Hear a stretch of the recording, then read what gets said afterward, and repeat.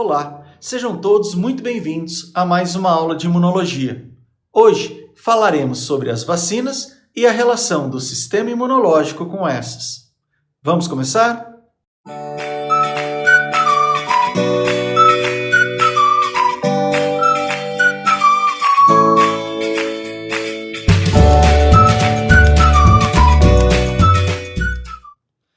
Ao falarmos sobre vacina no Brasil, logo nos lembramos de Oswaldo Cruz e a revolta da vacina acontecida no Rio de Janeiro em 1904, devido à lei que determinava a obrigatoriedade da vacinação contra a varíola.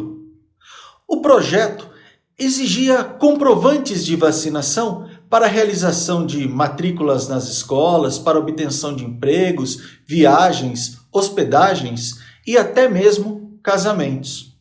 Previa-se também no pagamento de multas para quem resistisse à vacinação.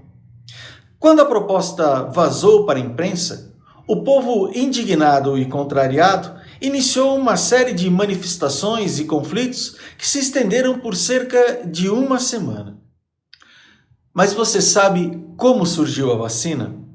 Os primeiros vestígios do uso de vacinas, com a introdução de versões atenuadas de vírus no corpo das pessoas, estão relacionadas ao combate da varíola no século, atenção, X, na China. Porém, a teoria era aplicada de forma bem diferente. Os chineses trituravam cascas de feridas provocadas pela doença e assopravam o pó com o vírus morto sobre o rosto das pessoas.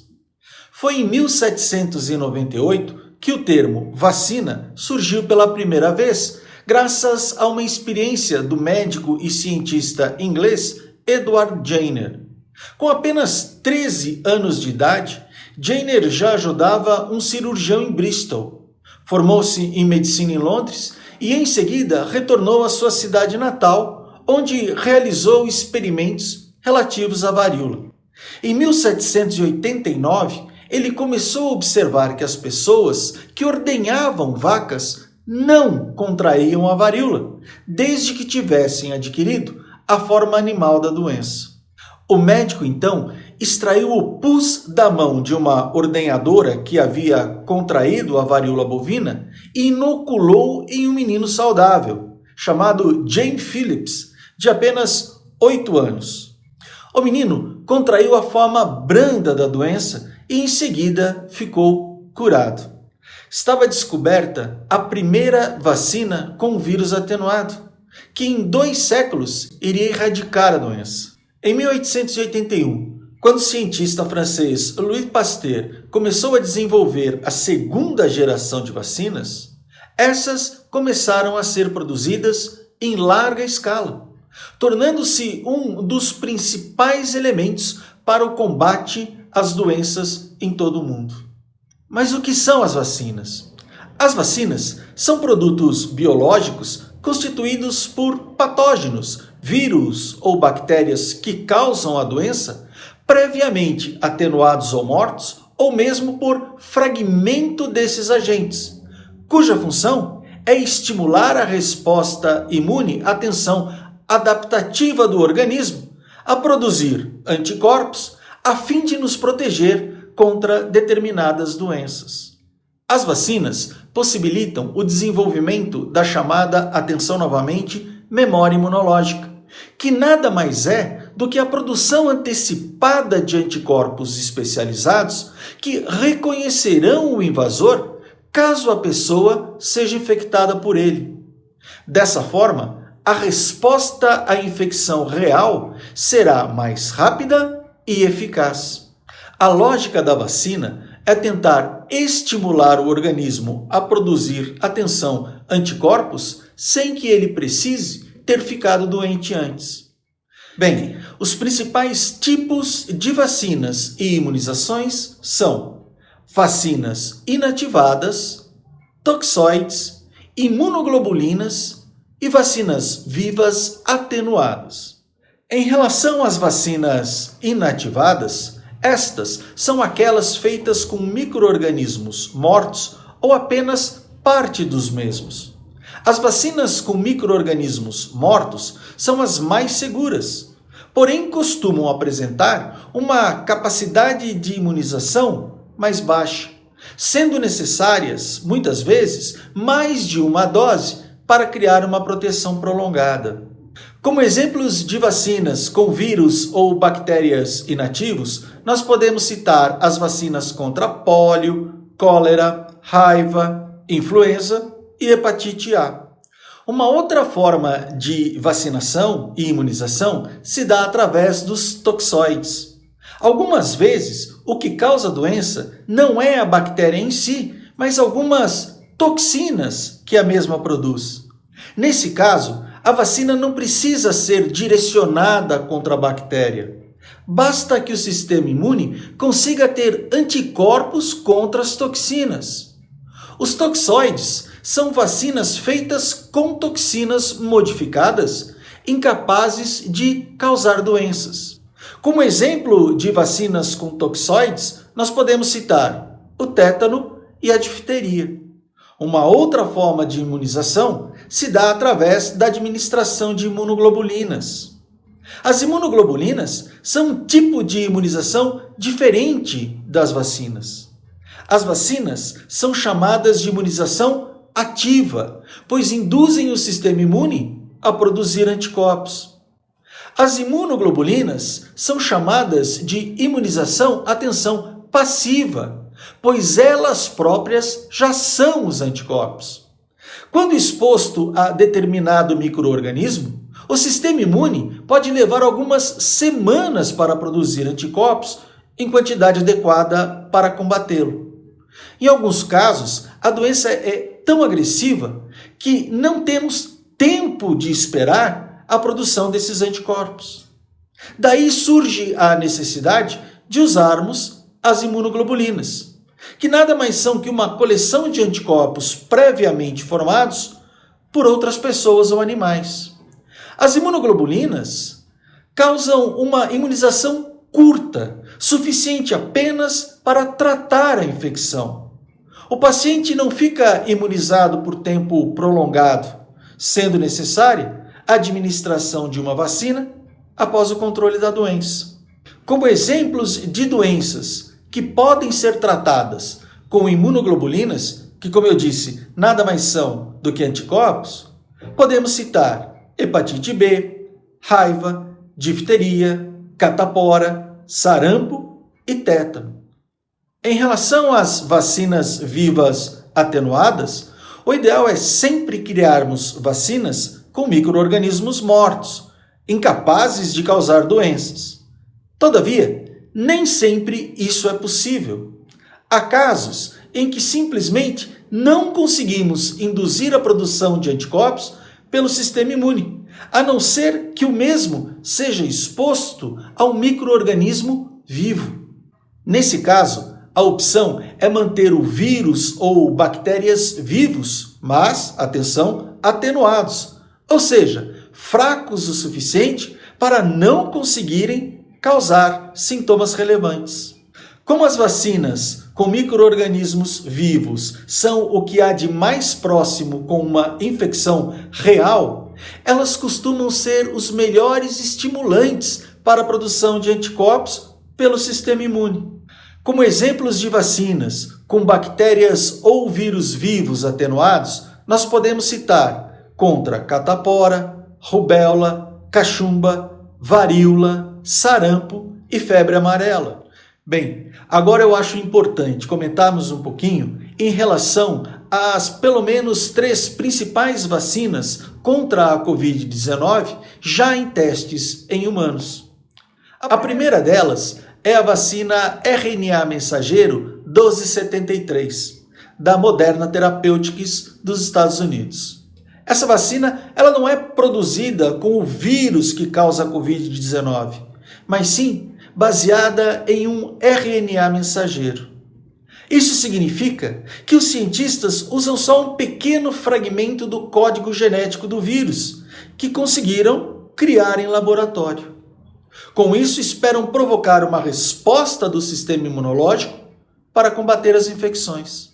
A segunda vacina corresponde à Coronavac, da Sinovac Biotech, da China. Essa vacina, que já está em teste no Brasil, é do tipo inativada, ou seja, contém apenas fragmentos do vírus inativo. Ela é considerada uma das mais promissoras do mundo porque usa tecnologia já conhecida e amplamente aplicada em outras vacinas. Com a aplicação da dose, o sistema imunológico ele passaria a produzir anticorpos contra o novo coronavírus. A terceira vacina, também já em testes no Brasil, é chamada de ChAd-01, desenvolvida pela Universidade de Oxford, na Inglaterra, e produzida pela empresa AstraZeneca. Essa vacina consiste no adenovírus de um chimpanzé que deverá provocar uma forte resposta imune contra o agente SARS-CoV-2 a partir de uma dose. A proteção se inicia após a vacinação, que irá produzir uma proteína que irá se ligar à superfície do agente SARS-CoV-2. Bem, mas no Brasil, quem é que produz as vacinas? As vacinas distribuídas em postos de saúde são produzidas por laboratórios nacionais, internacionais ou por institutos especializados ligados ao poder público, como, por exemplo, o Instituto Butantan, do governo do estado de São Paulo, ou a Biomanguinhos, ligado ao governo federal. A decisão sobre quais vacinas serão produzidas é feita a partir do planejamento anual, onde são levados em conta, por exemplo, a incidência de determinada doença, os agentes envolvidos nela, além, claro, da capacidade de produção que os laboratórios apresentam. No caso da gripe, por exemplo, cujo vírus muda constantemente, o processo de formulação da vacina é realizado durante o ano todo. Diversos países ficam analisando os vírus que são coletados e 2 vezes por ano a Organização Mundial de Saúde define quais vírus irão compor a vacina do ano seguinte. Agora chegamos no ponto que nós iremos analisar algumas das principais dúvidas que as pessoas têm em relação às vacinas. Para começar, será que todas as pessoas respondem da mesma maneira a uma vacina? A vacinação é uma imunização do tipo ativa, como nós dissemos. Isto é, depende da resposta do sistema imunológico de cada indivíduo. A grande maioria das pessoas saudáveis respondem sim de maneira adequada às vacinas, mas uma pequena minoria pode, às vezes, não ficar protegida. Em geral, quanto mais jovem, melhor a resposta do sistema imunológico. Já as pessoas com doenças crônicas ou imunodeprimidas tendem a apresentar uma resposta menos eficiente. Segunda pergunta. Já que doenças como catapora são consideradas leves, por que vacinar? Não seria melhor deixar a doença se instalar? Não. Todas as doenças infecciosas preveníveis por vacinas são sim potencialmente graves, com registro de hospitalizações, sequelas ou óbitos, mesmo a catapora. Há ainda outro quesito importante. Quem contrai catapora tem sempre a chance de desenvolver herpes zoster, principalmente após os 60 anos. Portanto, a falta de proteção oferecida pela vacina não deve ser considerada uma boa opção, seja para crianças, adolescentes ou mesmo adultos. Bem, agora nós temos aquela que talvez seja a maior dúvida de todas as pessoas. As vacinas são seguras? Foi por meio das vacinas que conseguimos erradicar a varíola e controlar diversas doenças, como, por exemplo, a poliomielite, que é a paralisia infantil, o sarampo, a coqueluche, a difteria, entre tantas outras. Isso comprova a eficácia das vacinas em promover proteção com segurança. Eventuais reações como febre e dor local podem ocorrer após a aplicação de uma vacina, mas os benefícios da imunização são muito, mas muito maiores que os riscos dessas reações temporárias. Uma outra dúvida comum é: as vacinas podem causar doenças? Como vimos anteriormente, existem dois tipos básicos de vacina. As inativadas, onde geralmente são usadas parte desses agentes sem conteúdo genético, ou seja, sem vida, portanto, sem qualquer possibilidade de causarem doenças. E as atenuadas, que são produzidas de forma a enfraquecer a ação do agente agressor. Neste caso, ao ser administrado, esses agentes se multiplicam no organismo o suficiente apenas para estimular uma resposta imunológica adequada e segura. Porém, a pessoa pode, muito ocasionalmente, apresentar reações semelhantes às da doença, só que de forma muito mais branda. Bem, pessoal, respondidas essas questões, nós vamos falar um pouquinho sobre o movimento que surgiu em Londres em 1998, que poderia ser brincadeira se não fosse uma verdade trágica. O movimento chamado antivacina. Esse movimento surgiu pouco tempo depois da publicação de um estudo feito por um pesquisador chamado Andrew Wakefield. Ele lançou numa revista científica um artigo que relacionava a vacina tríplice viral ao autismo. Isso fez com que, pouco tempo depois, diversos outros estudos publicados desmentissem essa teoria.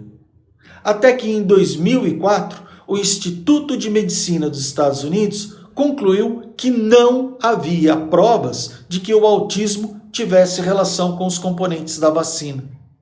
Desse modo, o Conselho Geral de Medicina do Reino Unido julgou Wakefield como inapto para o exercício da profissão, qualificando seu comportamento como irresponsável, antiético e até mesmo enganoso. A Organização Mundial de Saúde estima que de 2 a 3 milhões de mortes a cada ano sejam evitadas pela vacinação e garante ser a imunização um dos investimentos em saúde que oferecem melhor custo-efetividade para as nações. Bem, pessoal, eu espero que vocês tenham entendido a nossa aula de hoje e se tornem propagadores dessas informações. Nos veremos numa próxima oportunidade. Um abraço a todos e até mais.